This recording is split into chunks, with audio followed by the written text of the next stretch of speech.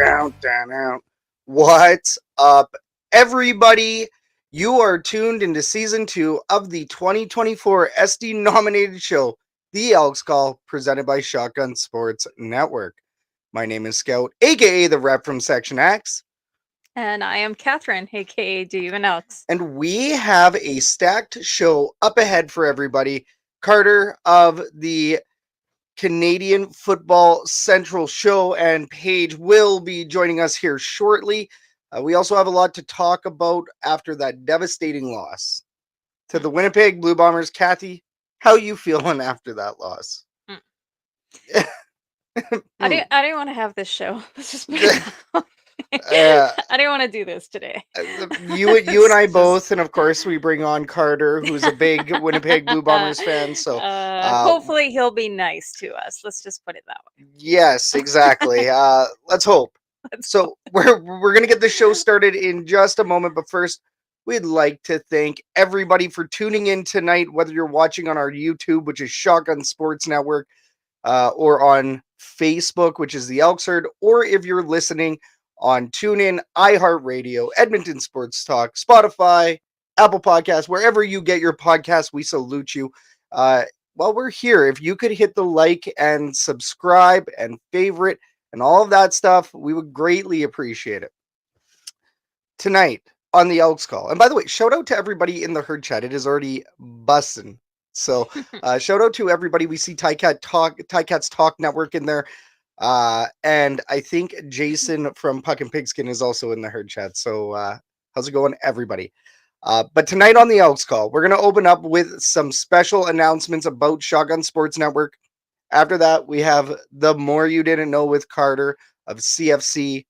Then we're going to dig into the herd report, talking about the latest Edmonton Elks game, news, and transactions.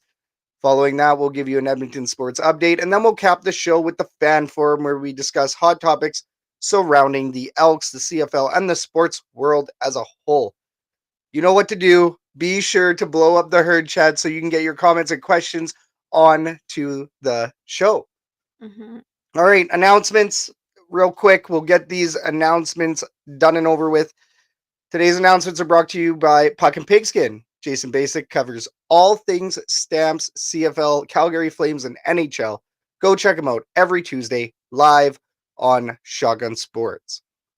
A new episode with Dave Naylor, by the way, just dropped. That was a huge episode. Puck and Pigskin. Once again, everybody, go check it out. It's on the network. If you're on YouTube, probably hit next video and you might see it. Yes. But do it after this show, obviously.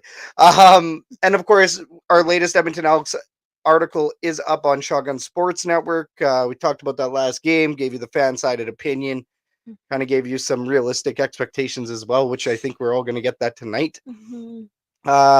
Now, second annual Chili Cookoff, October 5th, presented by the Elks Herd, the Turf District Podcast, Edmonton Sports Talk, and You Need a Barbecue. Oh, and the Edmonton Elks. Mm-hmm. The Edmonton Elks. They're a real one with that prize package we showed you guys last week on the show. So once again, October 5th, bigger and better than last year's event. We have our judges selected. We have entries flying in. We did technically cut off the entries, but if you are still interested in entering, we do have a couple spots open. So hit up admin@shotgunsportsnetwork.ca. Get your entry in, include your stall number, and specify if you are entering with a vegan or traditional chili. Mm-hmm. Other than that, I don't think we have any other announcements for Shotgun Sports, so that's good news. A little bit of a slow news week for Shotgun. But next up, we do have The More You Didn't Know, where we talk to our guest about a variety of topics. Mm-hmm. The More You Didn't Know is brought to you by the Winnipeg Terminal. Catch the flight with Mike and Joe every second Wednesday as they get you fueled up with all the latest in Jets and Bombers land. Wheels up. All right, everybody, let's go ahead and welcome Carter of Canadian Football Central to the show. Yes. Let's get Carter on in here. Carter, there you are, man. Thanks a lot for joining us today, man. You must be a happy Bombers fan. Absolutely. Thanks for having me on. Man, that was something. Yeah. You kind of the Bombers kind of beat up on the Elks just a little bit there. That was a little bit disappointing. Just a little disappointing. But we're going to get into the heavy questions in just a moment. But first, we like to know how our fellow fans got into sports. Carter, what was your first sports memory, and why do you love the Blue Bombers?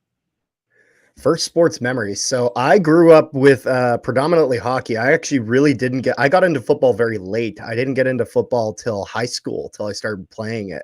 Because I was always kind of a big defenseman playing hockey, loved throwing his weight around. And then, so one of my buddies like, well, if you love doing that, you should give football a whirl. So I was like, sure, let's do it. And then, I don't know, biggest way I always kind of learned playing sports was by watching. So I'm like, okay, I'm going to go to some Bomber games. I had only been to a few games with the Bombers back at Canada Innsfield when that was open. And my knowledge of football at the time was, okay, we have 3 downs, the US has 4, and Milt Stiegel is amazing. That was my football knowledge at the time.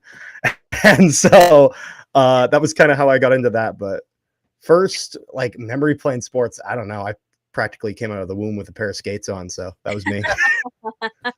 So big hockey guy then. Big hockey guy, absolutely.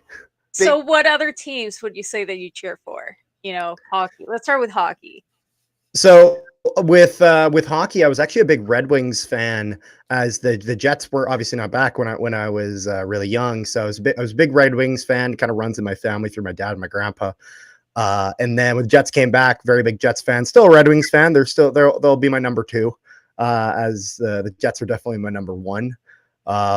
For CFL, Bombers, NFL really don't really have a preference when it comes to teams. Never really, I guess, got all into one or something like that. I'll just kind of, I look for a good game. College, Florida Gators. We had family friends who lived down in Gainesville, Florida.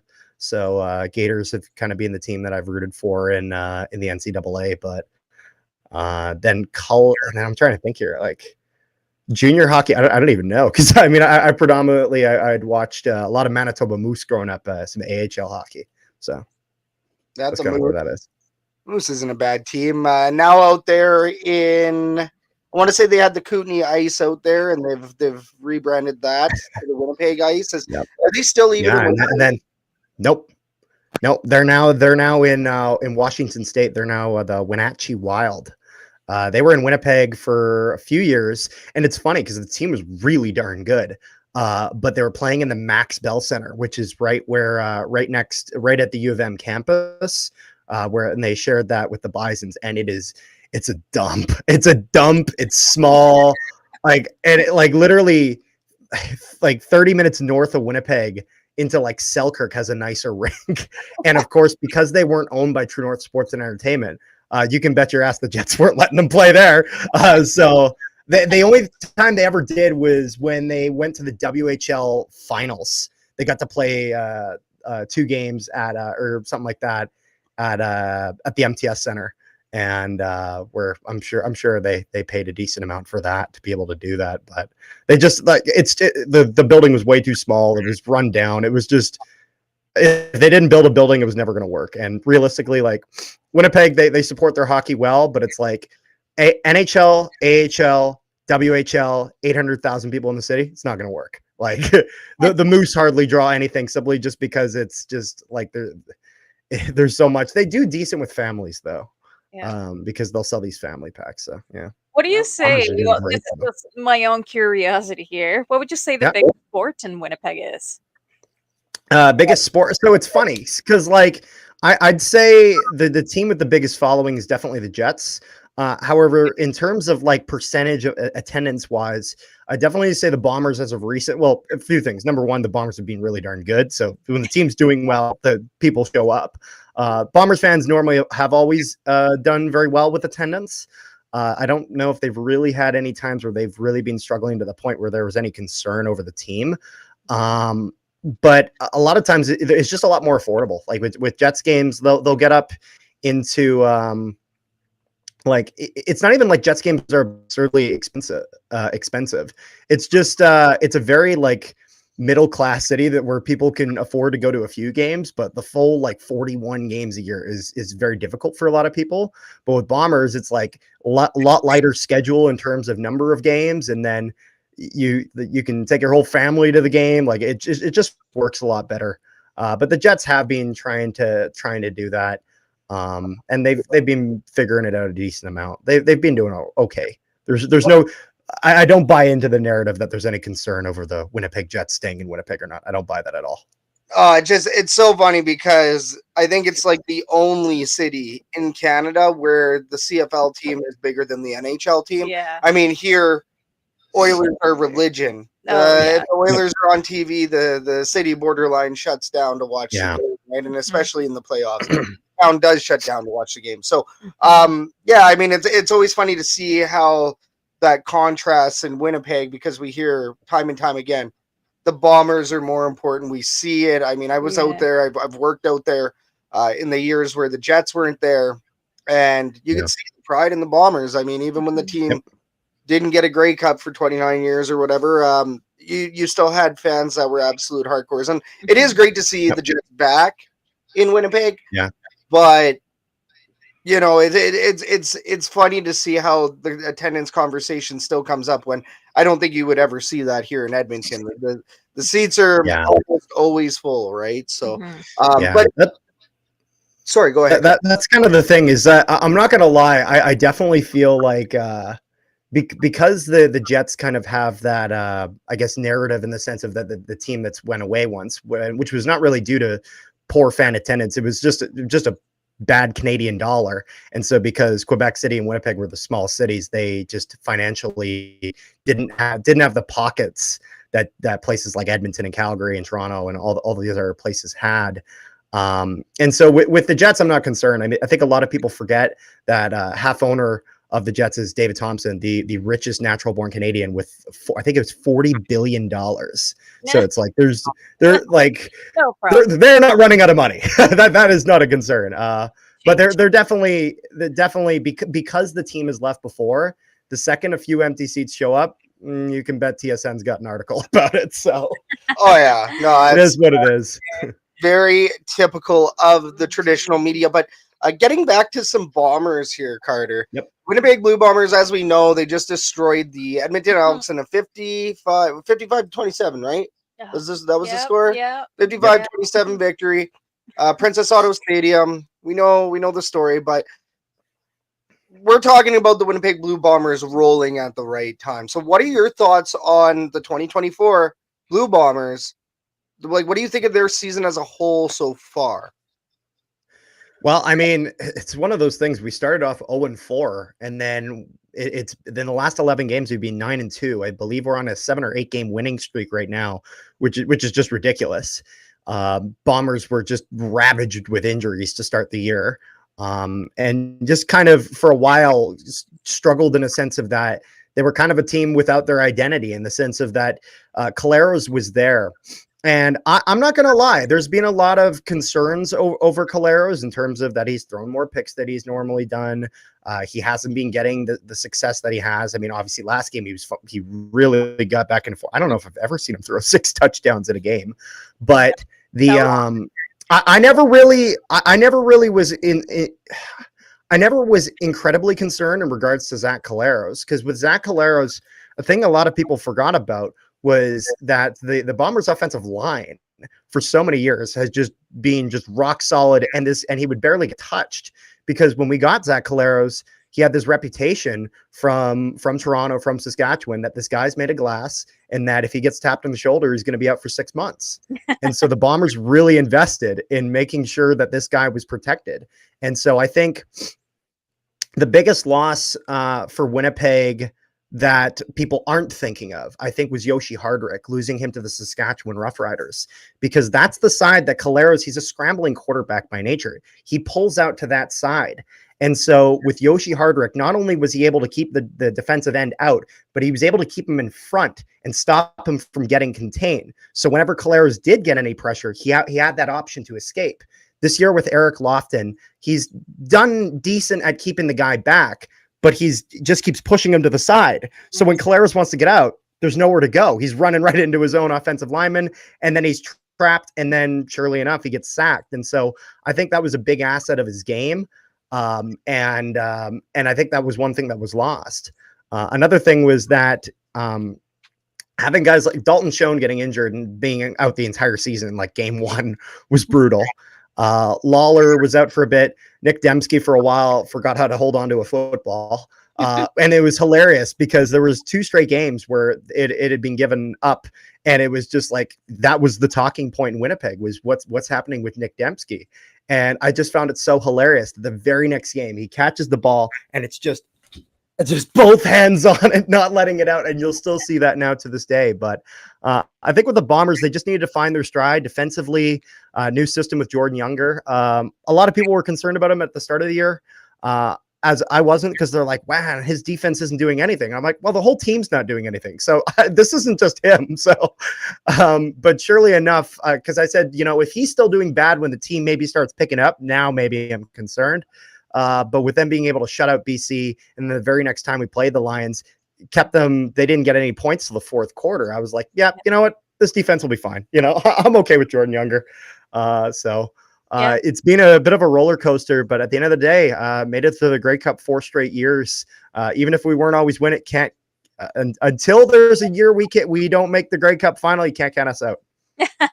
You know what? That's fair. And, it's interesting, right? Because it's easy to forget about how when you're talking about specific players, that it's more than just the player. And we see it a lot with the controversy right now, with the quarterback controversy here in Edmonton.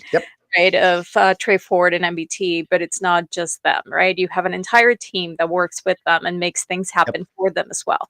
So that being said, if you could pick one area of the team that is contributing to the team the most, what would it be? It's funny. That's really difficult because in certain games it can change so much. I mean, for a few games, it seemed like the defense was just the be all end all in Winnipeg. And then I'd say before the games against Edmonton, I'd say the past 2 or 3 games before that, the special teams of the Bombers was just ridiculous. I mean, they had 2 straight weeks of special teams touchdowns off of punts, where one of them, Mario Alford, botches it. Nick Hallett, though, with good coverage, gets down and he grabs it. And then in the game, I think following that, Tony Jones smacked the crap out of someone, picked up the ball, and ran it to the end zone. So I think special teams is probably being the best, because I mean that includes Sergio Castillo, who's just being ridiculous this year, in the sense of now a CFL record with most over 50-yard field goals in a season. He's the only kicker to hit 2 kicks 60+ yards in the same year. And it's one of those things where, like, when I see the Bombers lined up to punt when they're like 63 yards away, I'm like, you know what? Just go for it. Just give it a try. Like, I want to, because 61 is the record. So I'm thinking, like, if this guy with this year can't break it, then I don't know who can. Seriously. But that's why I was so surprised in that game, the first game of the series, not the second one. Of course, he had a really good one. But that first game, that he had those 2 missed kicks that just bounced off the goal. It's like, oh man, it must hurt, because he's going for those records. He's going for that. For those. So it was obviously we were happy to see that, but at the same time, I feel for the guy. No, exactly. I think he'll be okay. He'll be okay. But anything can happen in the CFL, as we know. Anything can happen. Especially this year. Oh my goodness. Especially this year, and especially in the CFL playoffs. The Elks are all but mathematically out, while the Bombers are on track to first in the West. So how do you see the playoffs panning out up to and including Grey Cup week? Who do you think is your home games? How do you see this playing out this year? Well, with the Bombers, I mean, I really hope we can lock up that number 1 spot in the West. We've been able to get it the past few years. I really thought when we had gotten back to an even record, 6-6, I was thinking, like, okay, like, we're probably gonna maybe host like the West semifinal, or maybe squeak into the playoffs. But now I'm talking about, because the Bombers have done very, very well, but they've also gotten a little bit lucky with teams like BC having blunders, and then Saskatchewan just completely doing a nosedive. And so it's kind of been a combination of those things. With like if I'm looking at the East, the Alouettes definitely they got that locked up. I think they've actually already clinched the East final there. Then after that, I would have said, if you asked me a few weeks ago, I would have said that Ottawa comfortably has that second place spot. But I mean, they've had 2 or 3 straight weeks to clinch, and they still haven't. And I don't know if their schedule necessarily gets any more forgiving. Toronto seems to be the kings of inconsistency, so I don't know how that will go. The Ticats, I mean, they're still hoping, but I mean, they play us this week, so we'll have to see how that goes. But then in the West, I mean, they're calling it the Wild West this year for a reason. I mean, it's crazy. I can't think of a last time we got to week 18 and there wasn't at least one team mathematically eliminated.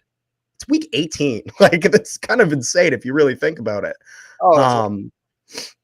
So I'd say that Winnipeg probably gets first in the West, and I'd probably say it goes actually in the order of the standings now. I'd probably say it goes Winnipeg, Saskatchewan, BC, just because realistically, even if Saskatchewan and BC are inconsistent, that should be enough to get them into that spot. But I mean, this all could be belly up in 2 weeks, so we'll see how that goes. Yeah, we certainly don't know how that's going to go, right? No. But let's talk about BC though. I want to hear your thoughts here, Canadian Football Central. So let's just let's take the spotlight away from Winnipeg a little bit. Yes. Well, I'm just being salty, but We'll get it back. The BC Lions, they're floundering the opportunity to win a Grey Cup at home anyways. Despite acquiring Matthew Betts, Nathan Rourke, the team still seems destined to fail at some point in the remaining of the season. So what do you think has gone wrong for the BC Lions this year? Well, I think one of the problems is, like, I think their management has done a very, very good job at really bringing interest back in the Lions, everything they've done to get people in the building. But I also think their management, when it comes to their asset management, I think they just think that if they get the 2 or 3 big names from 2022, all the problems will magically go away. And that's just not the reality of the situation. Because, I mean, now it's like they have all this money tied up in 2 quarterbacks, and I mean, Rourke's had a good game, and he's played like okay, but like $250,000 for only 9 games, so basically like a $500,000 cap hit. Mm-hmm. I'm not seeing any evidence of that, at least not yet. I'm not saying I wouldn't go as far to say he's a bust, as some people have said, but I think that's a bit of an overreaction. He'll be fine, but BC was putting a lot of faith in that contract. And then, like, they just have been a little inconsistent. I don't know if maybe coaching is an issue there, but I just don't know. Like, with BC, they don't seem like, it's funny when Rourke first got signed. I think it was their assistant coach had done a presser and said, like, it feels like it's 2022 again, which of course, with us beating them in 2022, I clipped that and it's saved on my phone for possible later use, which we will have to see. But with the Lions, I mean, it's so difficult to judge with their season and how just hot cold they've been, where in some games they seem like they're on fire, and then some games where it just seems like they're not able to do much. I mean, if we're looking at like William Stanback's done decent, but then if we're looking at that receiving core, like Justin McInnis came out flying and was just red hot to start the year, and he's been good since then. But I really was looking maybe for someone else in that receiving core to step up, and they've gotten some kind of game by game done a little better, but no one that's really had another standout performance of this is our 1-2 punch. I've seen McInnis is your main guy, and then sometimes Hollins is in there, sometimes Hatcher, and it's just a little all over the place. And I think defense has been a little bit of an issue there. But I really don't know about these Lions. They're so all over the place. Oh, they are. And speaking of another cat, we have Ticats Talk Network Turpin in the herd chat. Fun stat: Bombers have not won in Hamilton in a regular season game since August 12th, 2017. So, and I believe he was also asking, who do you think wins this big game on Friday? Is it Bombers? So this is my co-host Rick. This is also. I'm just gonna. So here's another fun fact for Rick. Sorry, I don't know if he remembers these, but I felt I had to do that. But I think the Bombers win. I know that they've maybe had some struggles in Hamilton, but Hamilton's got some struggles of their own. Yeah, very true. I seriously wasn't going to say anything else. It seems a little obvious, but I'm not going to be antagonizing anybody right now. For later on in the fan forum. We very much could lose that game though too. At the end of the day, I'm very much kind of as much as I have confidence in my team, I have faith in my team. I'm not going to suggest that the Bombers are incapable of losing. I mean, I watched them the start of this year. I know they can do that. I've seen it. But, we always say they're bound to lose at some point. Yeah, like, who knows? It's close enough. It's close enough now, though. So we're not sure. Not sure. Maybe Friday is that point. Maybe Friday is that point. Now, I mean, we're gonna assume that Montreal makes it in the East. They make it. Obviously, they already clinched, I believe, home playoff game. So, just short of saying that it was actually the East final. But, what team surprises you the most right now, Carter? Well, I got to say, the team that's surprising me, and they're surprising me for all the wrong reasons, has got to be the Ottawa Redblacks, in the sense of that for the past few years, they were a team that, like, if you looked at the talent they had on that roster, there was no question that if there was talent that was there, but that they just seemingly couldn't utilize it. And so this season, they finally got that going. And I felt like they were a bit of a dark horse candidate that people were like, guys, the Redblacks are winning games. Like, I don't know if people realize, but it's like there was a point in time where the Redblacks were seemingly had more points than everyone in the West except Saskatchewan, who was undefeated in like the first few games of the year. And it was like, this team is legit. They're getting something going. And then recently, you'd think that with everything to play for, a chance to, clinch a playoff spot after years of not being in the playoffs, and being the lone team in the East left out, you'd think that would be the motivation to really get it going and get in. And whether it was Drew Brown playing or Jeremiah Mazzoli playing, they haven't cracked it. And so now it's like Toronto is now within striking distance of possibly taking that second spot in the East. So it's like, kind of, when's it going to happen? So maybe the Redblacks, because overall, I think after that first performance that we saw from Rourke, I didn't expect that he would just be terrible. I just expected that realistically he would bounce back, but it may not be just the bounce back and then immediately start throwing 400 yards a game. I thought he might have a little bit of inconsistency, and that's kind of where he's at now. And then Saskatchewan, I knew eventually they'd kind of get their stuff together and would start driving on. So overall, it's funny. Calgary's last in the league now. And near the start of the season, I'd predicted them to come actually dead last in the West. And so I was just a little bit surprised how long it took to happen, but it's happening now. Still happening. I'm okay with that prediction. ABC, yeah. ABC. Yeah, I was about to say, you're an Edmonton channel. Of course you're okay with that. Yes. So are you going to the Grey Cup this year? Or have you been there? So I will not be going to the Grey Cup this year. I've never been to the Grey Cup. However, I do already have my tickets reserved, as the Grey Cup's being hosted in Winnipeg next year.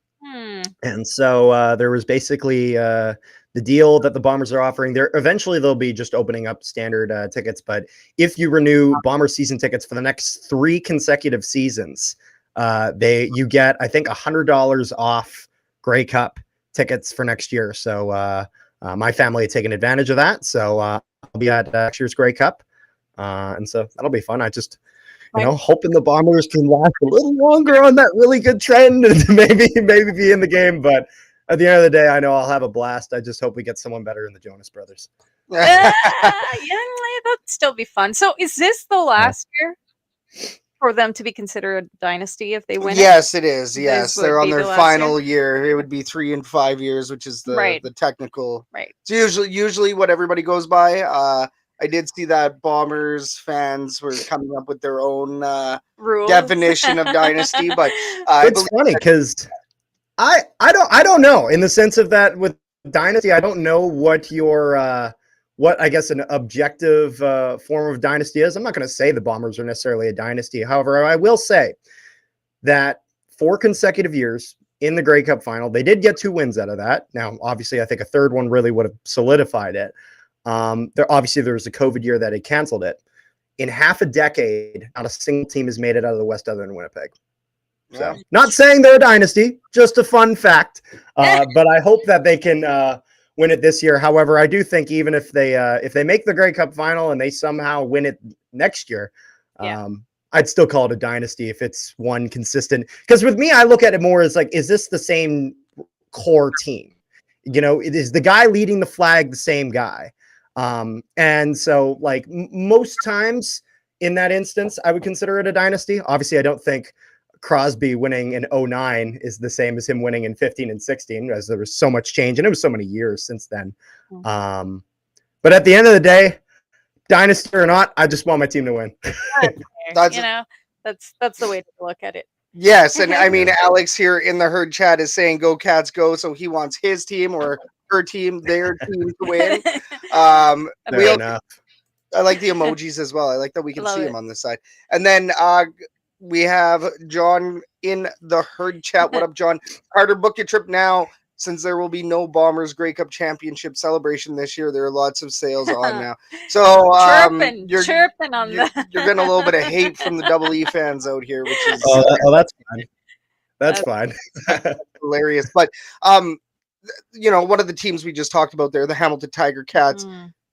Yourself, you're a Bombers fan. Rick is a Tiger Cats fan. You guys have been doing fantastic fan insight over at Canadian Football Central. Everybody go check them out on YouTube and on X, everywhere, social media, all of that stuff. Spotify, there you go, Spotify. You guys are a podcast as well, right? Your show. But how much fun has the show been, and what can new viewers expect? Anybody that's listening to our show, what can they expect when they go check out Canadian Football Central? Well, we try to give as much kind of in-depth analysis as we can. Rick's much more of a stat guy than me. But one thing that you definitely will get is definitely a bit of an uncensored look at the CFL, in the sense of, I'm a guy, I speak my mind. That's how I am. If I think your team sucks, I'll tell you that. I'll be frank. Obviously, we wish for viewers of all sorts of different teams, and there will be times I'll tell you that my team sucks. That is just kind of the reality of that. But overall, we try to kind of give a bit of a good analysis, so we're not just glossing over and not looking into any of the nitty gritty, but then also have a lot of fun over there, and maybe go a little unhinged at times. I think it was about a week or two ago, I had went on a bit of a Chad isn't nearly as good as he thinks he is kind of a rant, and that was a lot of fun. We've been there before. Yeah. The beauty. I feel like everyone has this year. Yeah. The beauty of fan-sided media. You can just kind of do whatever you want. I work for me. It's great. Hey, that's why we like your guys' show. I mean, you've had me on, so thanks a ton once again for having me on over there. It's always a blast. So you get to talk some raw football. You get to be a raw fan.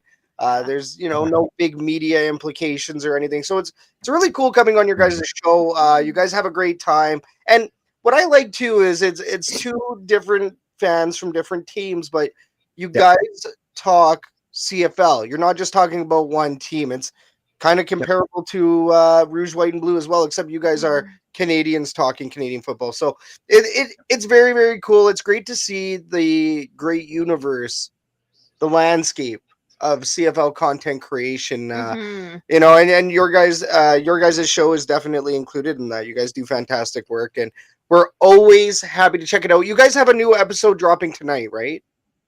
Yeah, actually, probably the second I get off this, I'll be dropping our preview of Week 18. It's 31 minutes of analysis and chaos mixed in a wonderful fashion that you can check out on YouTube.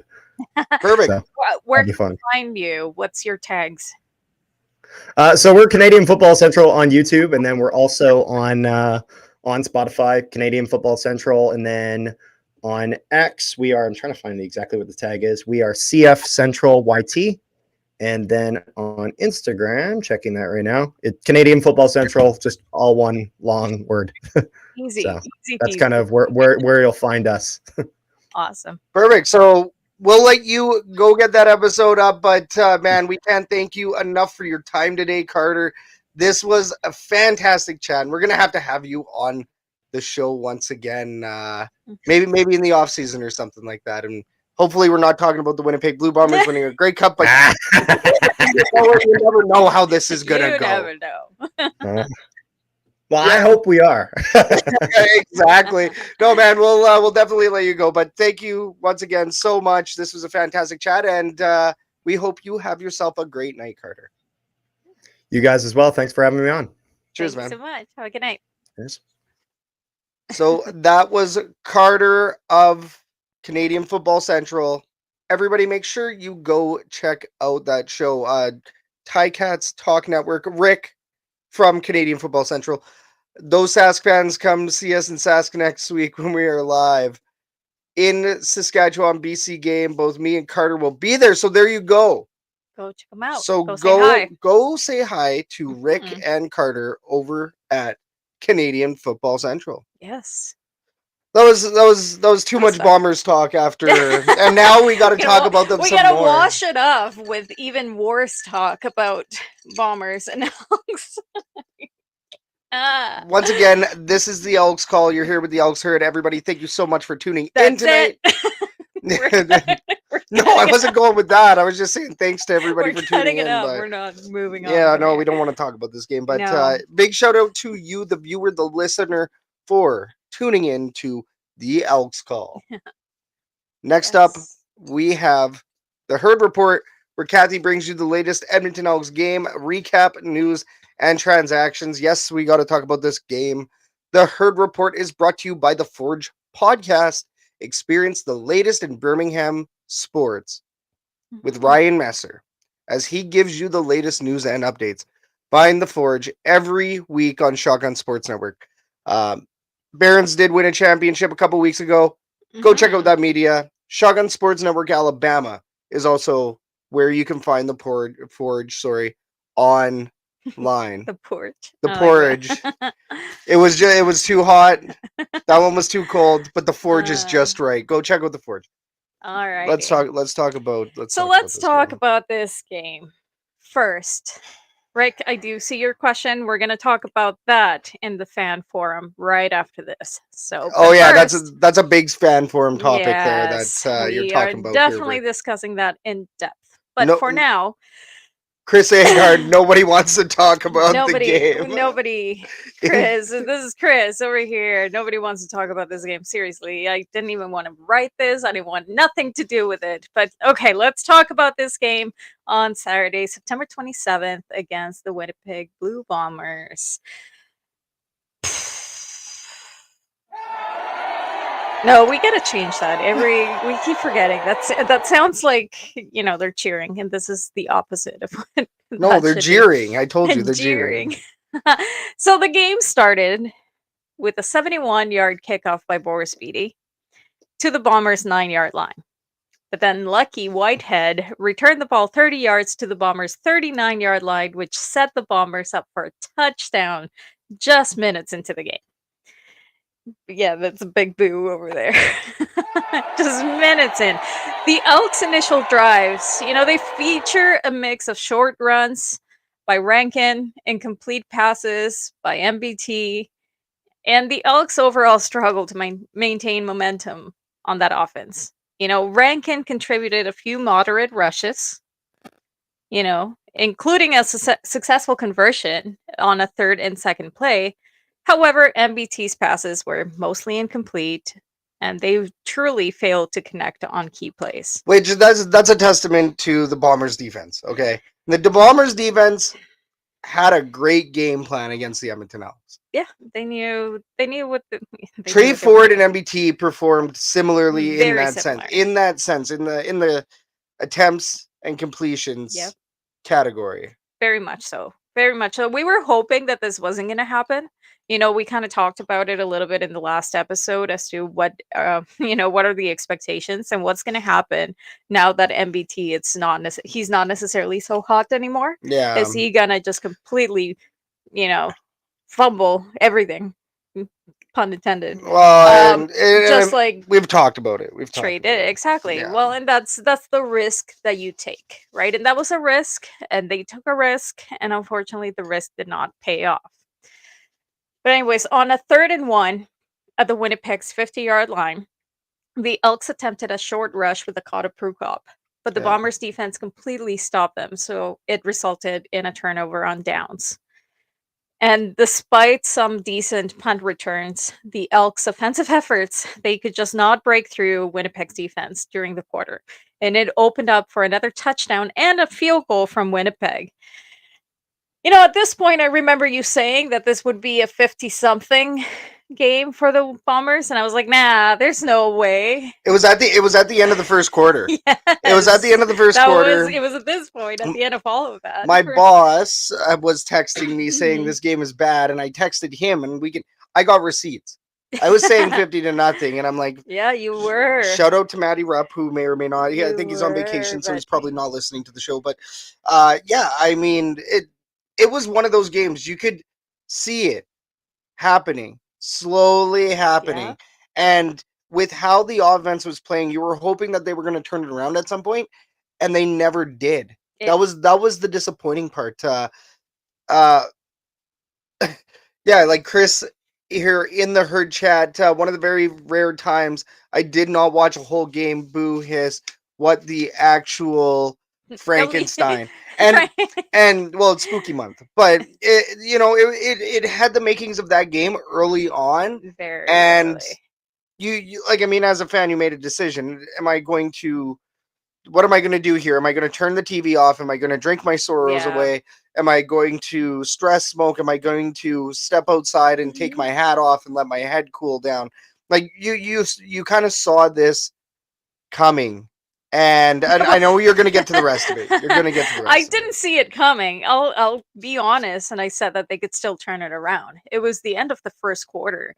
And even though we had a really bad first quarter, I was like, there's still lots of football left. You love to say that. There's still lots of football left. There's still a lot of time to turn this around. There's not enough time for the Edmonton Elks in this game. When you said 50, I was like, nah, they'll bring it around. And boy, was I wrong.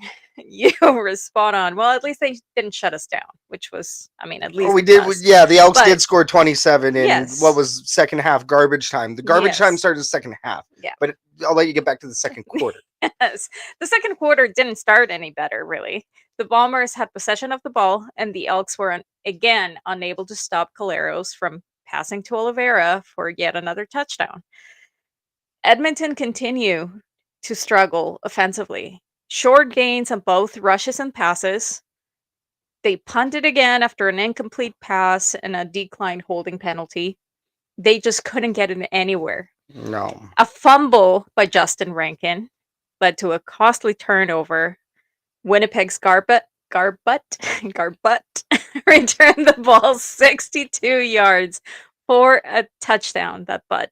Elks were playing Garbutt, okay? They gave the Blue Bombers a bigger lead. I mean, after that, I think Rankin really was like, oh, I got to turn this around. Like, I can't. After his record and how well he's been doing in the season, he probably was like, oh, I really got to push it. And he sure did. He responded with a 47-yard rush. And at least they set up a field goal by Beatty to cut the deficit a little bit. In the closing moments of the quarter, Edmonton had a promising drive. MBT connected on several short passes to Gittins Jr. and Gino Lewis. However, they stalled once again in the red zone and had to settle for a field goal as the half ended, bringing the score to 34-6 for the half. Cue the boo. Cue the boo. Cue the boo. Because like at halftime, you knew the game was over. And it shouldn't be like that when you're watching your team play. Like Chris said here in the herd chat, so confused. How is this team, how is it the team and coaches couldn't even get it close? Are some players checking out? Which, going into this last bye before Winnipeg, Jarius Jackson specifically told the players, the Edmonton Elks posted the media in the locker room. Don't dig into all your vices. Mm-hmm. Go enjoy yourself on your bye, but come back ready to go on a playoff run. That's the expectation. Yeah. At one game where you don't score a touchdown for 3 quarters. Yeah. In that game right there, you know that you are being outcoached and you have to make some major changes.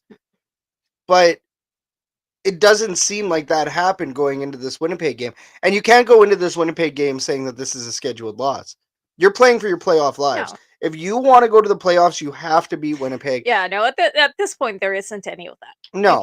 You can't see it that way. And after the first game in the series, really, you figure that at least there was a chance that they would turn it around. Yeah. Right? So what the hell happened? Just like Chris said, our players just kind of checking out. Like, I don't know what's happening. This game was surprising in all the wrong ways, unfortunately. But going into the third quarter, at least in the third quarter, the Elks offense came alive. There was a little bit of signs of something or another. Winnipeg was playing garbage time. Well, and Rankin, once again, making a point there because he fumbled it, so he had to do something about it. He broke free for a 30-yard rush that set up a scoring opportunity, which went nowhere. Yeah. And after a short loss and a rush, MBT connected with Rankin for 8 yards and then found Gino Lewis for a 7-yard touchdown. So, yay, at least. Yeah. One of those. And then, of course, Winnipeg's Kenny Lawler. He responded with a touchdown of his own. So, do we miss him a little bit after this game? Well, yeah, I think any team that had Kenny Lawler would definitely miss him at this point. I mean, he's killing in Winnipeg. We get it. We get it, right? We get it, Kenny Lawler. You're still a premier wide receiver. And he loves making Edmonton pay because he didn't like his time in Edmonton very much. He's on record, saying if you want your career to do well, don't go to Edmonton. So Kenny Lawler's done that. Yeah. Kenny Lawler has done that. So it is what it is. He likes making his old team pay, and Zach Collaros had himself a career game. Yeah. Kenny Lawler being a big piece of that. He sure did. But anyways, later in the quarter, the Elks had another impressive drive, highlighted by a 42-yard pass from MBT to Gino. Despite being sacked, because he did get sacked, a pass interference penalty gave them another chance. And they capitalized on it with a 5-yard touchdown pass to Tevin Jones. Right. So Boris Speedy was also good on the convert kick. That led us into the fourth quarter. Yikes. We started the fourth quarter with yet another Winnipeg touchdown. Like, what is going on? We started almost every single quarter with a touchdown from Winnipeg. It was painful to watch. And then another one right after that on the second consecutive drive. Like, just gross. Just gross. Edmonton struggled once again to maintain offensive momentum early. Incomplete passes.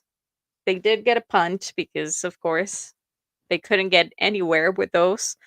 Winnipeg's defense continued to hold strong. They prevented Edmonton from capitalizing on every single possession. Yep.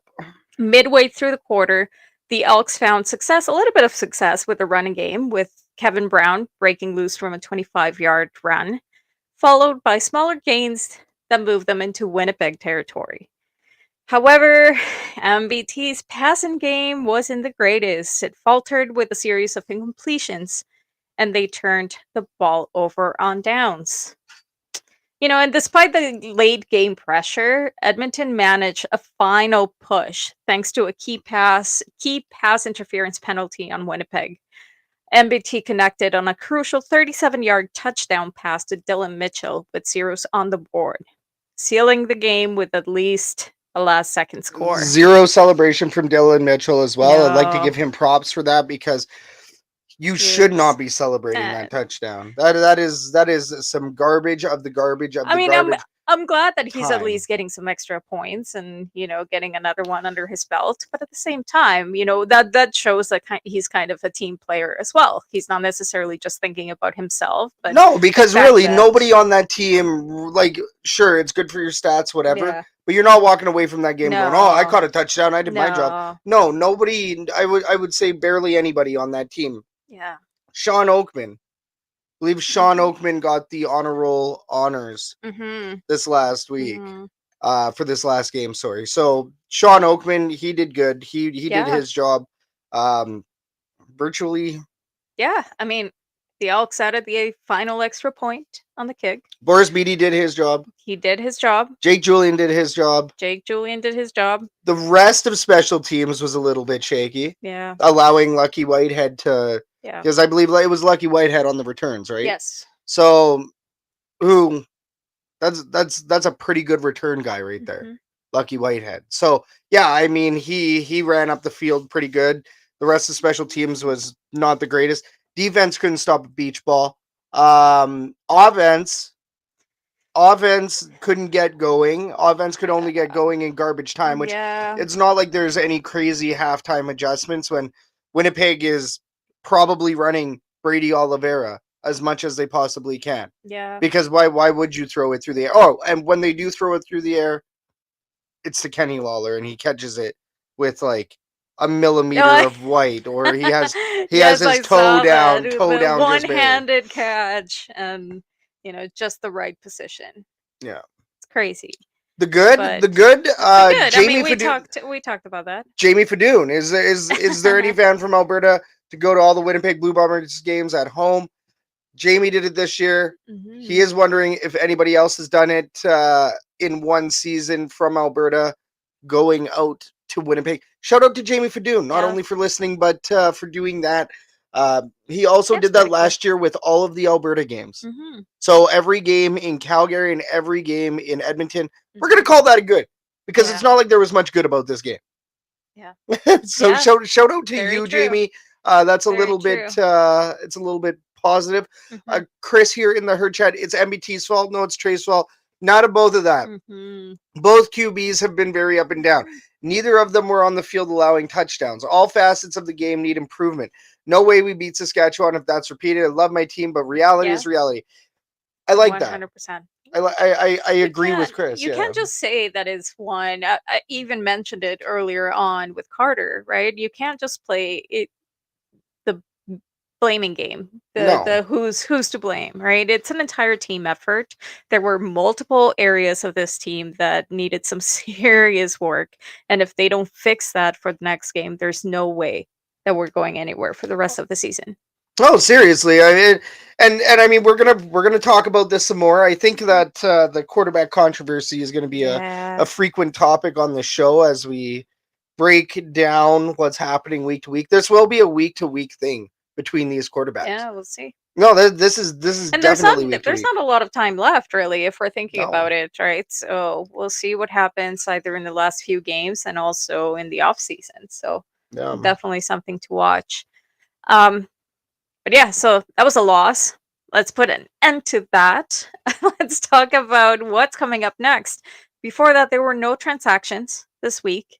And there are some people on the injury list. We do have DK Bronholm. Bonham.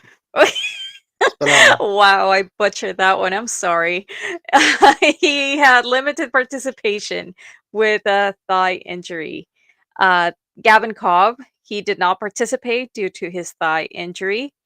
Noah Curtis as well. He did not participate, but he had a non-football related non-participation. Darius Bratton might be back this week because he was missing in that last game. Yeah, he should be back. Phil Groback. He had limited participation due to his chest injury, but we will see Thomas Jack Crotola back. So T-Jack. Yeah. Tevin Jones did not participate. He seems to have an illness, so hopefully it's just a little cold and he'll get over it quick. hopefully he's okay. That's what I mean. I'm not saying that he better be back. You better be back, Tevin Jones. We love you. And we should be seeing Jabon Leake, Romeo McKnight, and of course Jamin Pelly back. Yeah, which Jamin Pelly, I believe he got injured at the last game. So yeah, I mean he's a bit of a cog back there. We need him. We need, I mean, really all these players. T-Jack hasn't really played much this season at all, so it's good to see T-Jack back. Darius Bratton has been a cog in that defensive backfield, so you know we really want to see Darius Bratton back at DB. We want this team to get healthy like right now. Yes. Like Chris said here in the herd chat in reference to that last game, we need this win against Saskatchewan. The team doesn't really seem like they're going to get the win. Right now, they're home dogs. They are home underdogs right now, the Edmonton Elks, for this game. Yeah. October 5th. Yes. Edmonton hosts Saskatchewan Roughriders on October 5th. At 5 p.m. for Hollywood night. Hollywood! Bring out your best dress for the red carpet, because they will have a red carpet there. Stay post-game for the biggest fireworks show in EE history. And don't forget to bring warm winter clothing donations for the Operation Friendship Senior Society. So, yeah, big game. And Chili Cookoff. That's happening too. The 2024 Edmonton Elks Tailgate Chili Cookoff is happening on October 5th. Brought to you by the Elks Herd, the Turf District. Well, I'm about to do this all over again, but the Turf District, You Need a Barbecue, and Edmonton Sports Talk. It's gonna be huge. Bring an empty stomach, because we're looking at around 20 to 30 to 40 ounces of chili being distributed per person. So get on down to Commonwealth. Go have some fun. Come see us, Stall 182.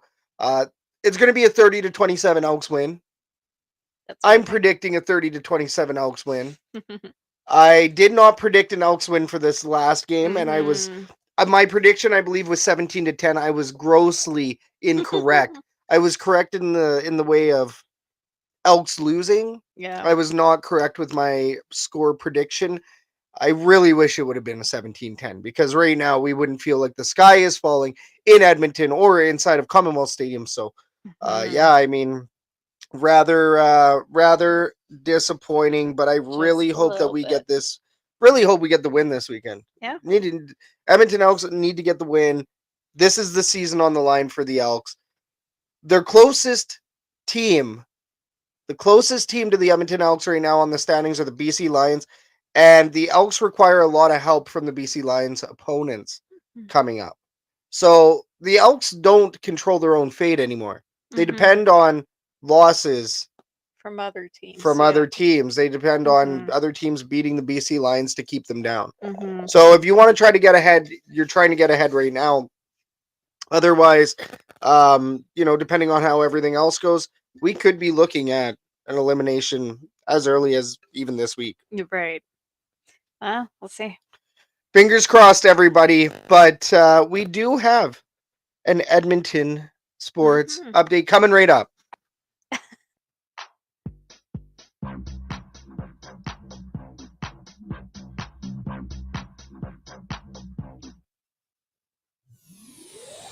Today's sports update is brought to you by Herties. This weekend, on Saturday, at 2 p.m. at Commonwealth Stadium, Lot B, we will be hosting the 2024 Tailgate Chili Cookoff. Brought to you by the Elks Herd, the Turf District Podcast, Edmonton Sports Talk, and You Need a Barbecue. Come on down and taste one of 20 chilies while the weather gets chilly. Herties, we smoke the meats.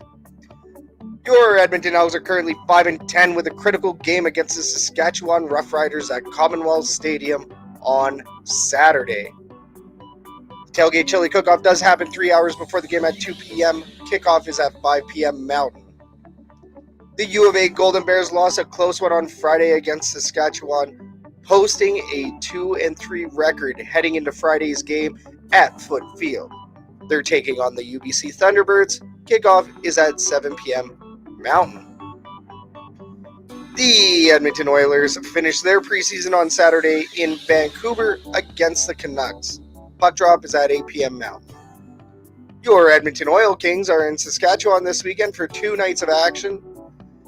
They visit Brandon and the Wheat Kings on Friday, and then the Pats in Regina on Saturday. Puck drop is at 6 p.m. Mountain for both games.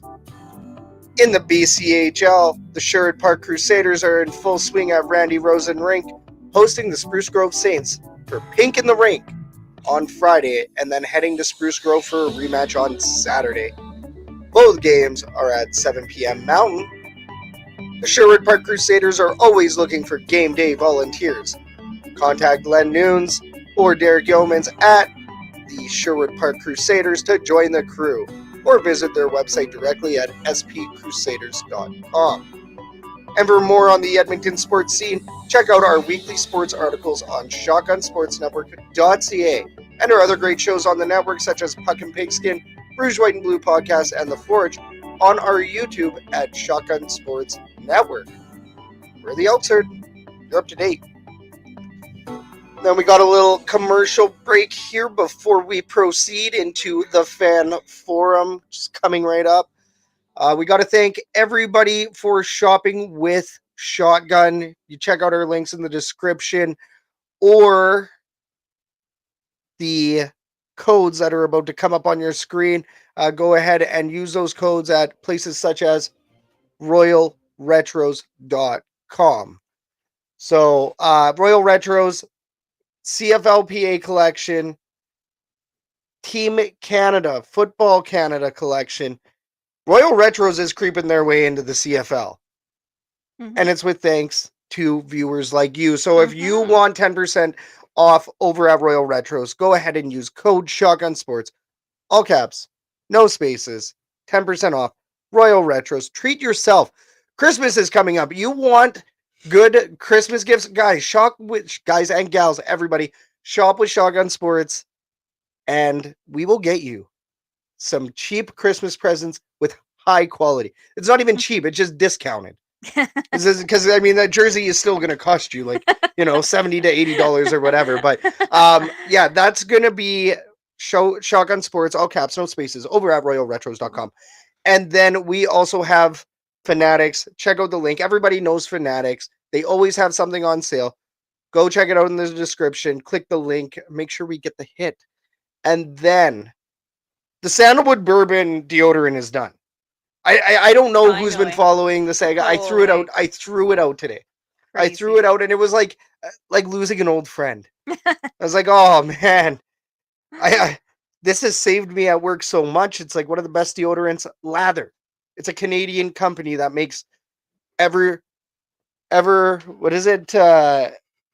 Long lasting, never stopping deodorant. It's Lather, LATHR, Lather without the E. Lather.com.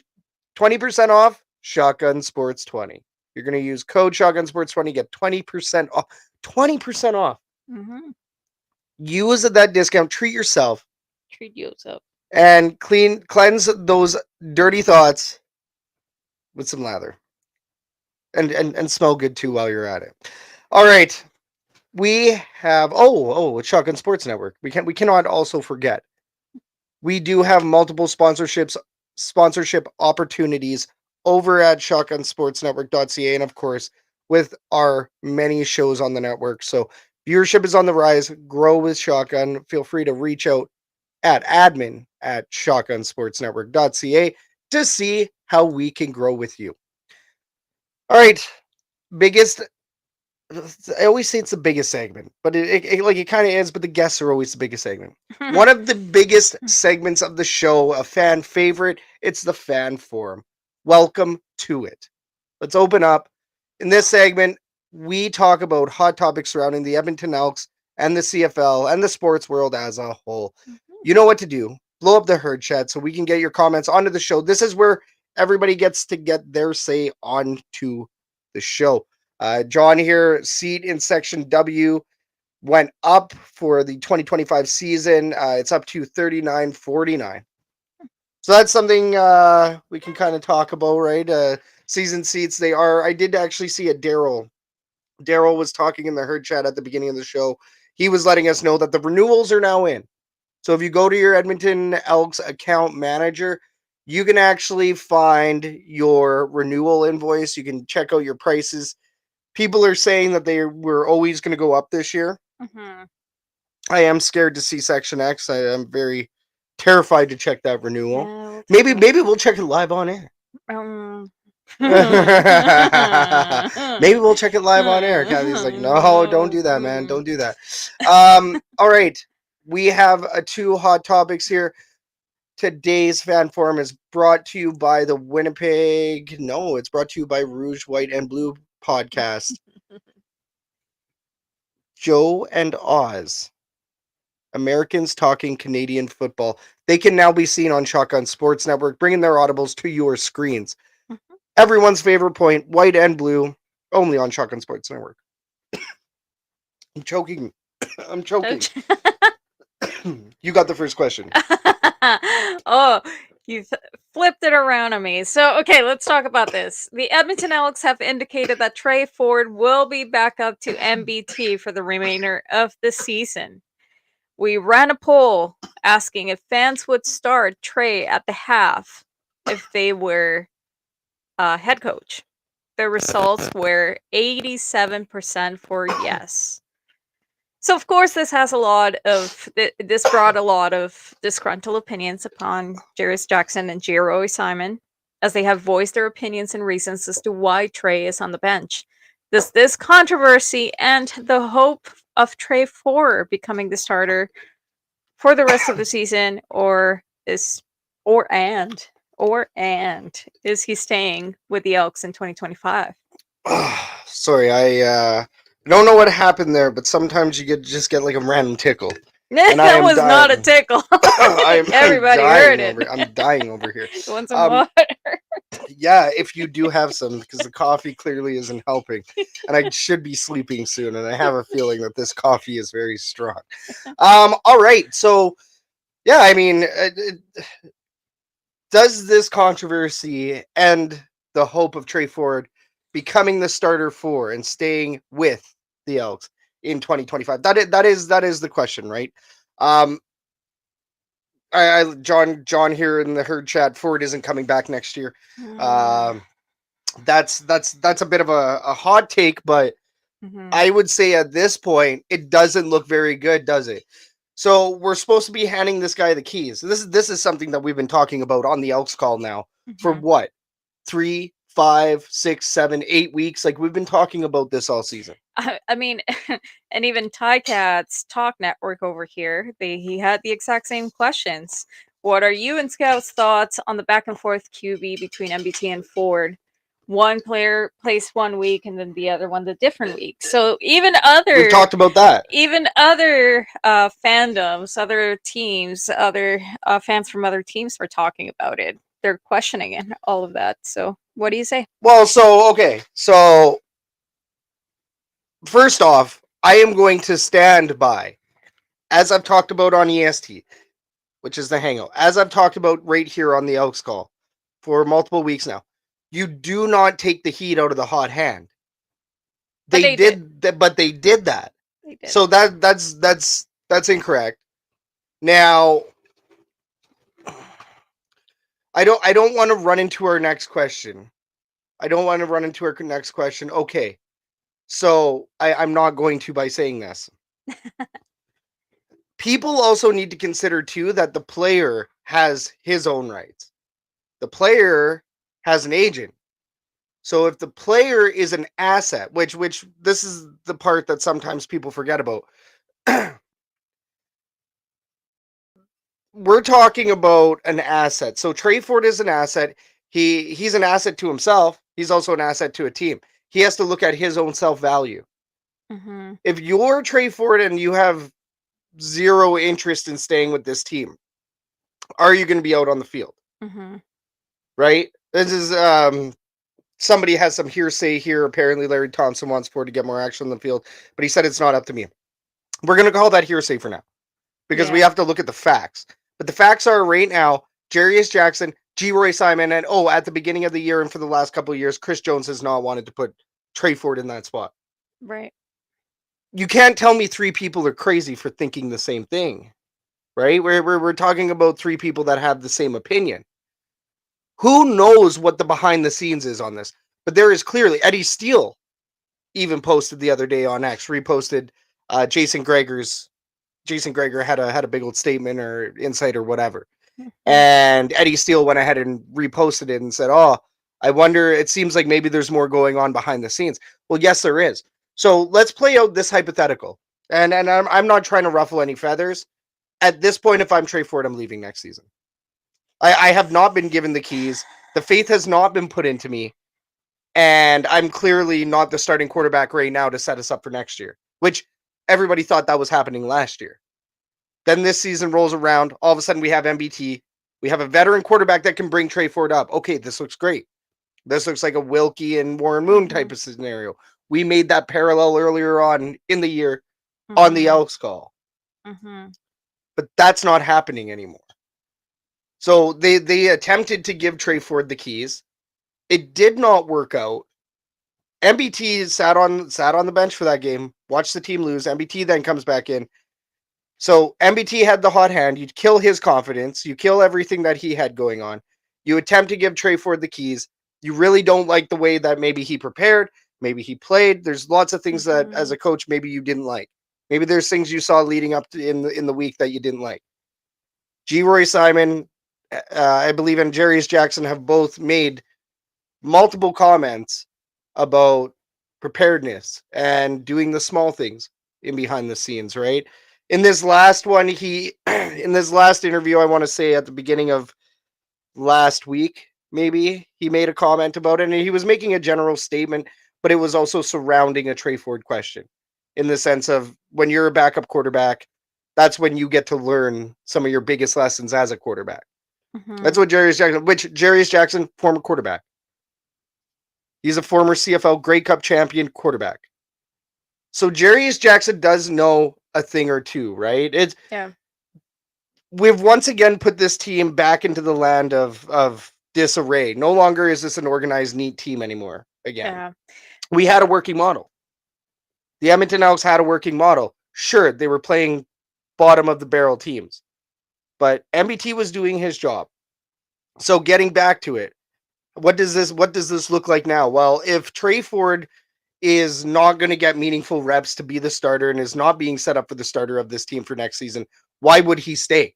That's the question. Why would he stay? We do have Duck Dad here on the chat saying, where else will Ford find an opportunity like he will here in Edmonton, though? Hamilton, exactly where he would want to go. It would be his hometown team. You have Bo Levi Mitchell, who's on the way out there. Hamilton will throw the kitchen sink at him. Who will give him a bigger contract? I think that's and great question, Duck Dad.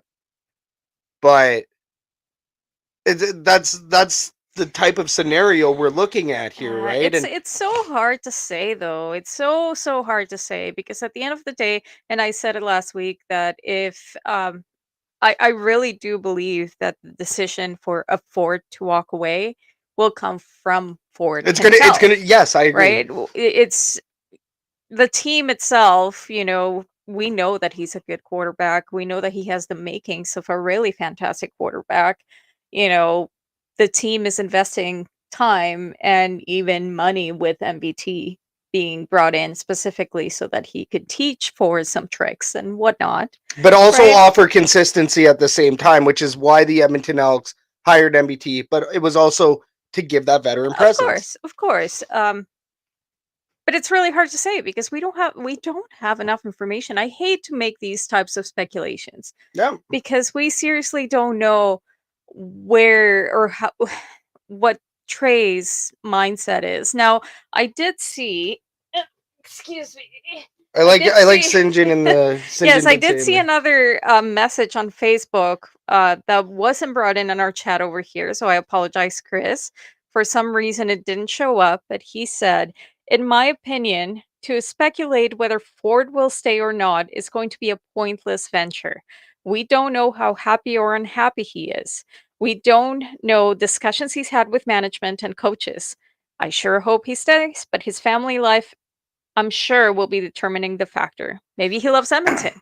maybe he's willing to stay regardless of all of that, right? Maybe he sees the value of staying in a team like Edmonton, but maybe he doesn't. We don't know. We don't know that. We really don't know. But the reason why I bring this up is because of how much outrage has been brought upon the organization, Jarius Jackson, G-Roy. There are people on forums today saying that G-Roy is an absolute idiot. Get rid of him ASAP.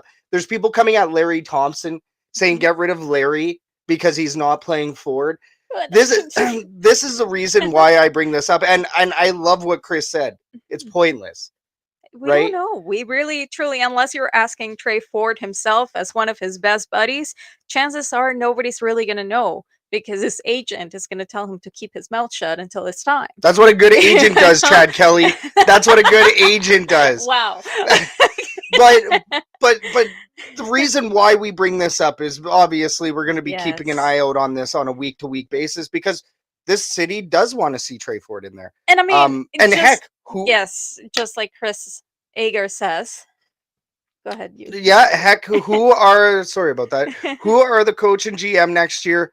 New president coming in. Lord knows what will happen on the path to next year. For now, we have 3 games left. And that's what Sinjin over here in the FAT, exactly the same thing. We don't even know if we will have a different coaching staff next year either, which could play a role as well. Very huge role. We really seriously don't know what's going to happen. It's right now with, the contracts, there's a lot of contracts that will be up. The coaching staff is not permanent right now. We don't know. This entire team could go, Well, yeah, we have an interim GM. We have an interim head coach.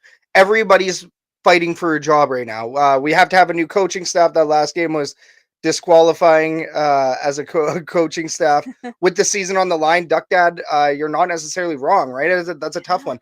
But we know that this team is going to go through so many changes in between now and the start of the 2025 season. Yeah, it's going to be a really crazy offseason. And I could see it. It's going to, things could go tits up. Sorry.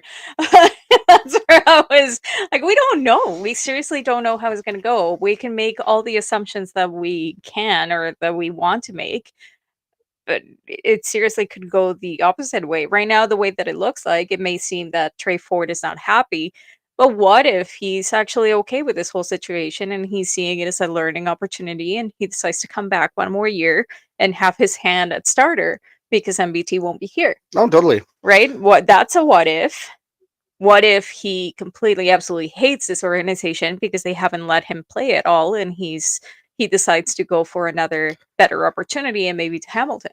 That's another what if. Right now, at this point, those are equally plausible. Well, and J-Jack did say, I believe it was J-Jack or G-Roy, just recently said that we are rolling with MBT before it is going to get his shot down the road. Yeah. I mean, it's not like this organization is trying to hold Tre Ford back. And I think that's the common misconception that we want to kind of throw down right now. Mm-hmm. There's so many what ifs. There's so many things that happen behind the scenes. We don't know. We can speculate all we want. And hey, for the sake of the fan forum, love to speculate on things and maybe hash it out. But the reality as well is there is so much backlash coming against the coaches and the organization. And when you have 3 coaches all saying a similar sentiment and doing the same action, read into it what you will, but they have their reasons for playing MBT over Tre Ford. And as fans, we are not coaches. That's the other thing. Yeah. Why do you think we're all not coaches? Why do you think, everybody in the herd chat here isn't a coach except for some people? By the way, Scotty Kloman was one of our anonymous Facebook users last year. So shout out to Scotty Kloman for tuning in from time to time. But, we're not qualified to know that. We're not part of the organization, so we don't know that.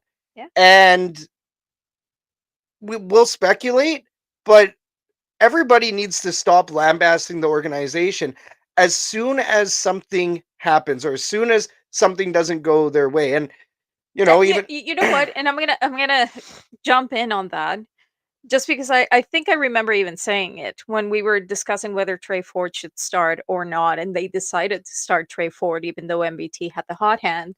I was like, you know what, there's a lot of pressure from fans that they want to see Tre Ford. And who's not to say that just as Sinjin is saying here in the chat, honestly, right now, Larry is doing the best thing he can coming halfway through a season as a new owner. Observe the current state, get an ear on the ground, and make the next necessary changes next year. But what's not to say that even on the coaching staff or on the coaching side, that they're doing the same thing. They also want to keep fans happy in many ways, right? They want to keep fans coming in. Maybe in some ways they decide to make a little bit more lenient decisions just to be able to, maybe that's not the right way of looking at it, because that's not something a coach should ever do. It should all be No. but at the same time, there's a lot of pressure coming from multiple sides as to what to do. And we see it with this revolving door of quarterbacks in any given week. Like, why? I'm pretty sure somebody asked it. Like, what's up with Tycats Network? Yeah. Rick, what's up with MBT playing 1 week and then Tre Ford playing another, and then MBT playing another week and Tre Ford playing another? Right? Who do we blame for that? Well, this isn't hockey, right? We've talked about this before as well. This isn't hockey. You can't just. Sometimes it works where you can ride the hot hand, right? And they were, until all of a sudden you make a decision not to, which the Edmonton Elks did. And in disrupting that momentum, things started to fall apart for everybody.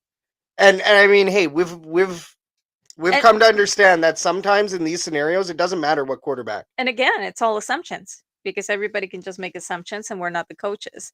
Maybe there is a really good reason for whatever is happening and the reason why they keep going back and forth. Yeah. We don't know. And Sinjin here, Tre isn't nearly as unhappy as the media is making it out to be. Flip side of this, the CFL media. Horrible. And and Canadian media, Canadian football media, let's say this, has hyped up the Tre Ford story so much that unfortunately it's bigger than what it actually is. And it's the polarity of it as well. When Tre Ford does amazing, he's the best Canadian quarterback anybody's ever seen. When Tre Ford doesn't do the greatest, where's MBT? Like, this fan base wants wins now, but the Canadian media has also hyped up Tre Ford a lot. And right, like in some ways, rightfully so. But in other ways, nobody needs all that pressure. Nobody needs all that pressure. And MBT at least has years of dealing with it. Well, and who's not to say that Tre Ford looks more than unhappy because of this pressure that we as fans are putting on him. We're putting him on a pedestal, and he's not a starter quarterback. He might have started for some games, but he's not a starter quarterback. MBT was brought in for that position for a reason. But everybody keeps putting Tre Ford in this, pedestal of greatness, and he has a lot of pressure in his back. He has a lot of expectations, and then suddenly when he fails, well, of course he's going to look unhappy. Of course he's going to look like he's miserable and he hates everybody, because he had a lot on his shoulders. But it does also seem like the media's out with the narrative of course, Tre Ford's going to leave, right? Which is, I get it. We talk about it too, but we're actually Elks fans. We're not the rest of the CFL media. We're not, Winnipeg looking at, what's going on with Edmonton? Is Tre Ford going to leave? Really, do we need to go that deep with it? And also, do we also need to put, like, let's say the Ford Bowl? There was another reputable source of information calling it the Ford Bowl.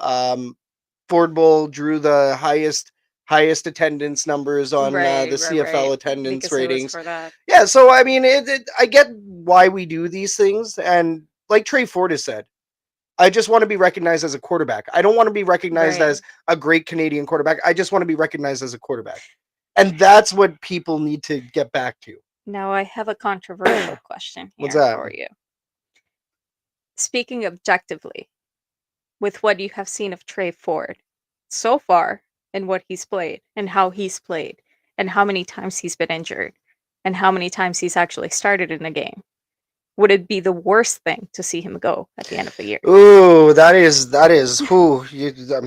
everybody's logging off after that question. I mean, I'm not pro or con. It's just an actual question. I'm trying to be objective here. I see, the contract piece is very interesting, and this is, once again, I am no GM. I am no head coach. I'm not part of that organization, XYZ. But what I would say is if it's going to tie you up at Nathan Rourke numbers, it's not worth it.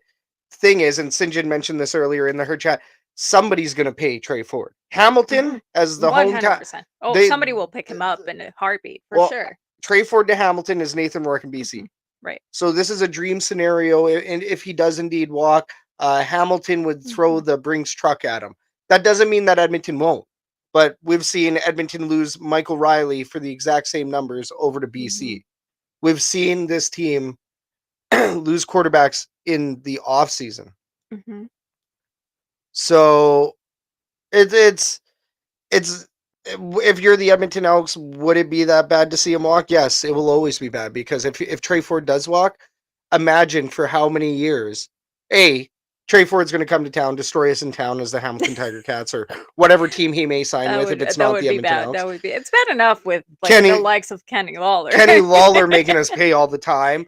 But that's the scenario you're looking at there, right? Is if he walks, the fans... Oh, riot. Right. They're not even just talking about the name change anymore. It's, remember when you let Tre Ford walk? They would riot. So every time you see Tre Ford put up all-star numbers, people be like, yeah, well, that's Edmonton Elks, let him walk. You're going to hear that garbage for years. Yes. So 100%. Yeah, it's hard to say. I mean, right now I just feel like we haven't even given Tre Ford a chance. Like a true chance.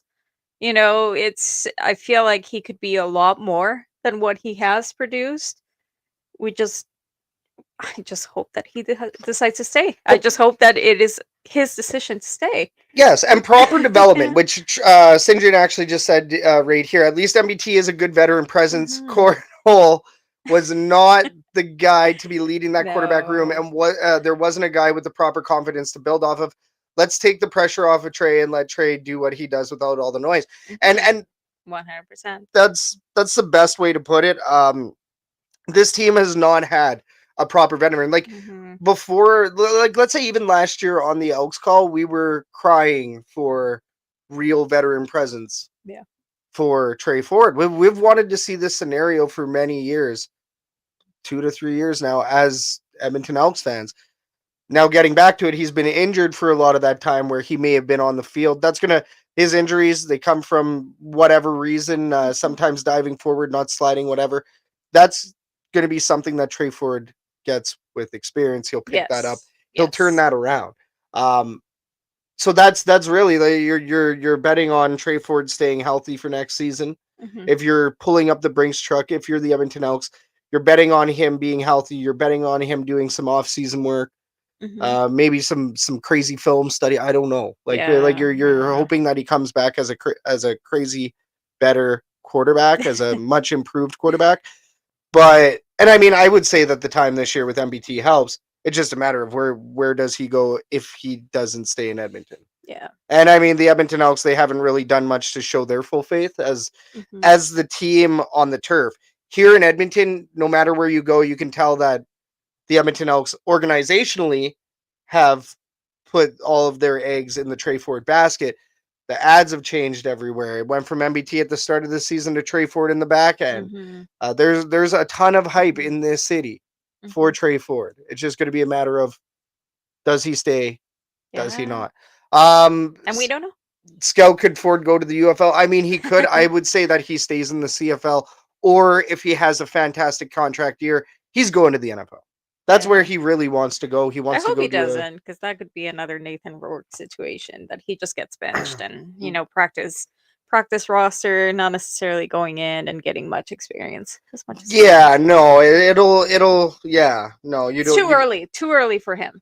Well, and even then, at this point, you take a look at what happened with Nathan Rourke.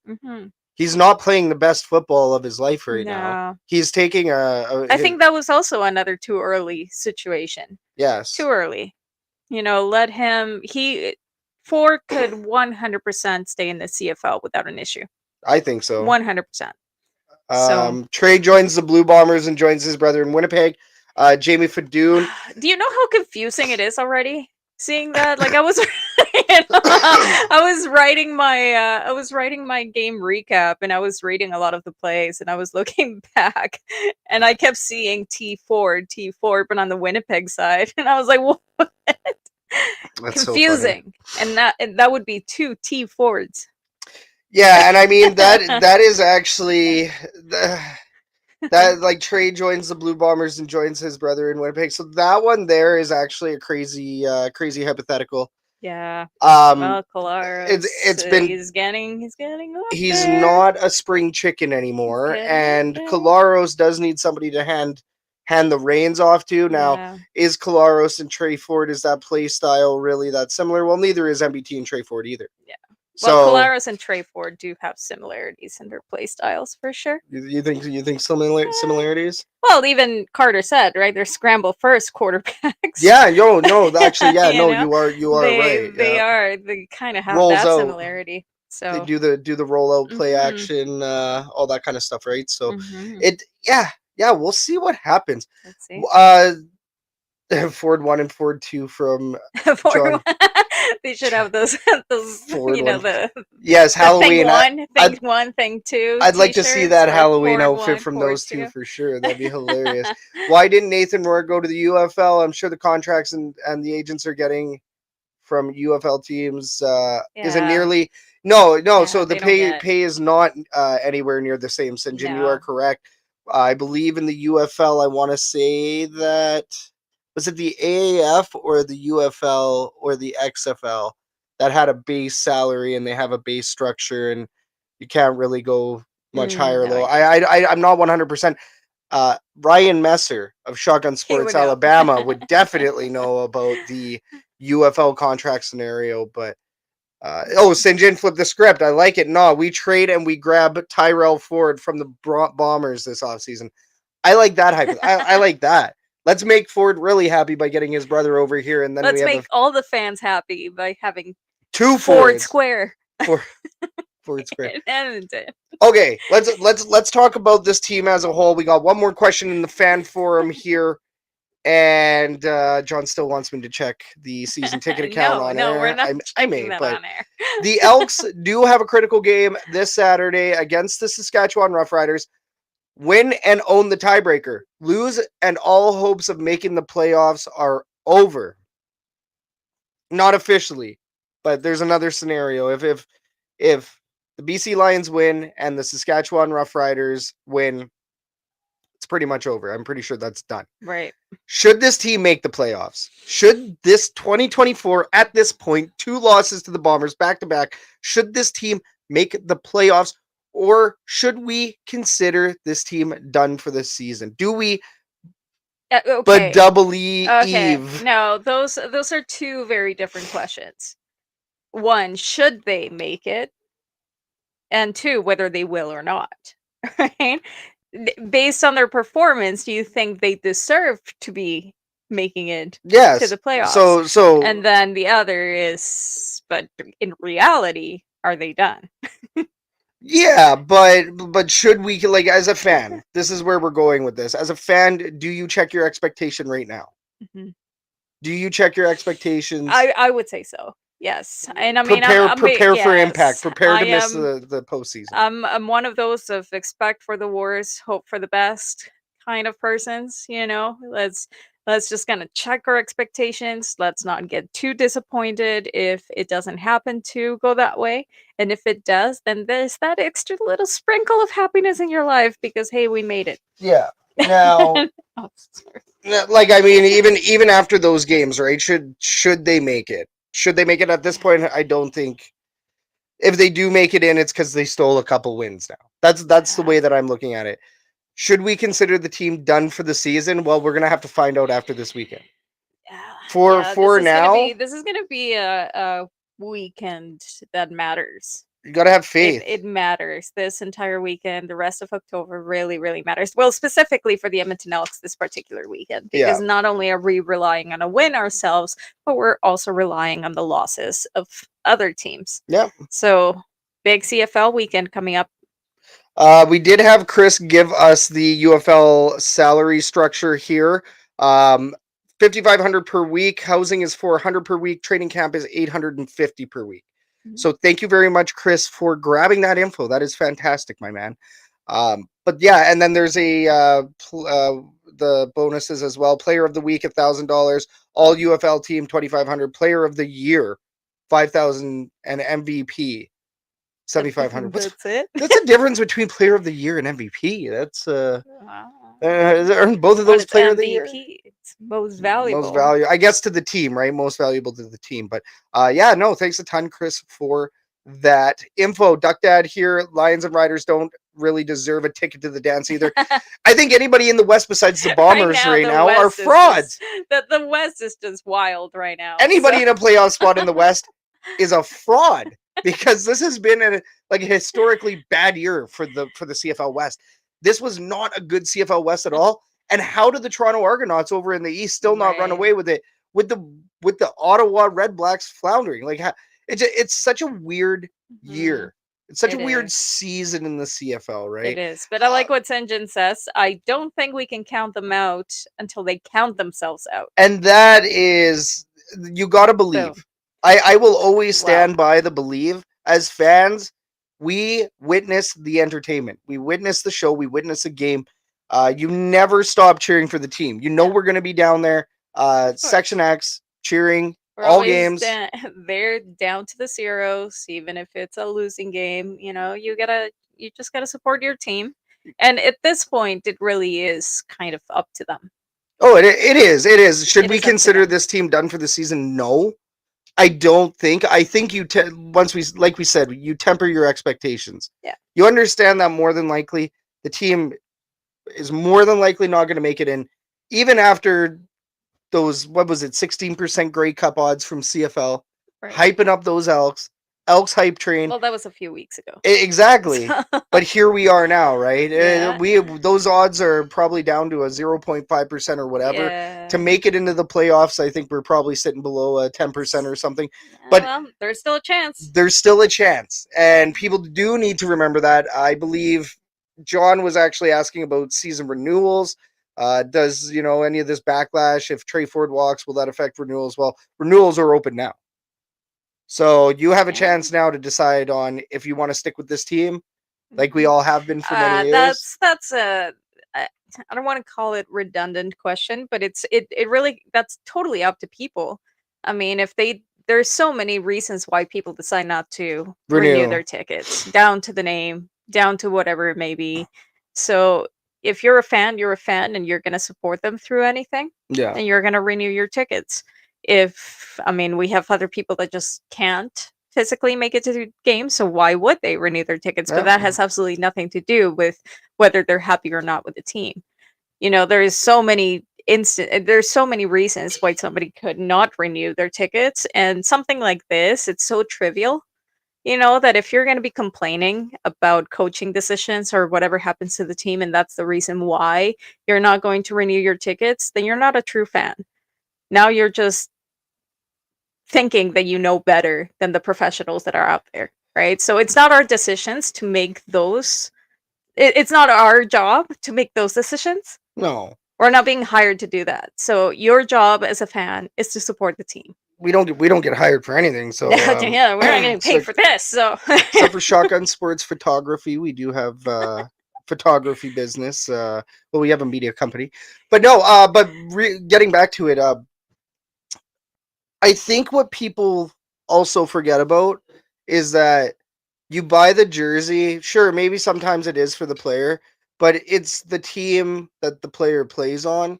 We've always been people of the organization. We're fans of the Double E. We're fans of the Edmonton Elks. If a player leaves the next year, it's not going to change my decision on renewing my tickets. I'm renewing every year. This is what we do every year. We watch the Edmonton Elks. It goes beyond one player. It goes beyond a player, and even sometimes it goes beyond the wins and the losses, really, because it's still an outing. It's a day out. We get to have fun. We get to bond a little bit. We get to have tailgate. It's an all-around, very affordable way to go out on a weekend or sometimes a weekday and have some fun. Our kids enjoy going to the games, which is hilarious. I actually just had a conversation with somebody today about how they're going to be going to their first game in a long time, and their kids are going to the first game. So they don't know what to expect. They're like, my kid's going to be bored. Like, they're all worried about that. Yeah. And I exclaimed about how the boys love going to the game, eating the popcorn, watching the fireworks. Yeah, it's fun. XYZ. It's always fun. And they have so many activities for the kids now. It's crazy. Oh yeah, no, there's nothing like an Elks game. It was good. Tailgate talk about how dead it was last game. It was a little bit more slow. We do also notice that there are still open spots. Yeah. So there's spots that people still aren't using for proper tailgate purposes. So I mean, hey, I expect those spots to be more than likely open for next year. Yeah. The wait list still exists for tailgate spots, so some other people may be in there. Yes, John, also biggest post-game fireworks on Saturday after that Saskatchewan Roughriders versus Edmonton Elks game at Commonwealth Stadium. Well, we better win, because you know how disappointing and how depressing it is to have a fireworks show after a loss. Yeah, I do know. So- I do know. So We they did better it win. for a couple years there as Edmonton Elks fans. Yeah, So so they it better was, win. They better win for those fireworks. fireworks for the herd. Hashtag for the herd. Alrighty, All right. do we have anything else here in No. the herd chat? No. Yeah. Everybody, we're gonna close this fan forum then. Yeah. We're gonna close it. Thank you so much, everybody, for getting in on that. That was a good fan forum, and I mean, we're gonna keep an eye out on the Tre Ford and MBT scenario. But somebody said it earlier on in the herd chat. Ford Watch starts immediately once the season is done. And we have a whole Grey Cup. We're going to be down there at Grey Cup, so this is going to be fun. We still got another 2 months of football, another 6 weeks of football. So, yeah, very exciting. But that's all the time we have for today. We are at the 1:45 mark here right away, so we got to shut down this show. I gotta go to bed. Yeah, but we do also got to say thanks to Carter for joining us today on the show. Carter from Canadian Football Central. Go check it out. New episode dropping tonight. And we got to thank you, the viewer, for tuning in to the Elks Call with the Elks Herd here. You could have been watching tonight on YouTube, which is Shotgun Sports Network. Go check out our other great shows. Could have been watching on the Elks Herd Facebook feed. We salute you. You could have been listening on TuneIn, iHeartRadio, Edmonton Sports Talk, Apple Podcasts, Spotify, because that's a popular one. Could have been listening. Wherever you were listening, we salute you as well. Once again, my name is Scout, a.k.a. the rep from Section X. And I'm Catherine, aka Do You Even Elks? We are the Elks Herd. This was the Elks Call, and we'll see you all on the next episode next Wednesday, hopefully after a win against Saskatchewan. Thanks for joining us. Cheers, everybody. Have a good night.